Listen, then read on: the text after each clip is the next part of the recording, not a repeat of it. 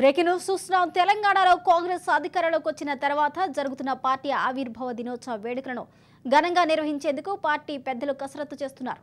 December 28న నాగ్పూర్లో నిర్వహిస్తున్న ఆవిర్భావ వేడుకలను విజయవంతం చేసేందుకు పార్టీ సన్నాహాలు చేస్తుంది. నాగపూర్ సభకు తెలంగాణ నుంచి సుమారు 50,000 మందిని తీసుకువెళ్లేందుకు ప్లాన్ చేస్తున్నారు. ఈ నేపథ్యంలో టీపీసీసీ దీనిపై ప్రత్యేక కమిటీని ఏర్పాటు చేసింది. మంత్రి శ్రీధర్ బాబును నేతృత్వం వహిస్తున్న ఈ కమిటీలో పలువురు కీలక నేతలు సభ్యులుగా ఉన్నారు. చైర్మన్గా శ్రీధర్ బాబు, వైస్ చైర్మన్గా మంత్రి పొన్నం, కన్వీనర్గా మహేష్ కుమార్ గౌడ్, సభ్యులుగా వేం నరేందర్ రెడ్డి, జి వివేకానంద, గెడ్డం వినోద్, కొకిరాళ్ల ప్రేమ్ సాగర్, పెద్మబొచ్చ, కూచాడి శ్రీహరిరావు, కంది శ్రీనివాస్ రెడ్డిలను నియమించారు. ఈ కమిటీ ఆధ్వర్యంలో ఆవిర్భావ వేడుకలను ఏర్పాట్లు చేయనున్నారు.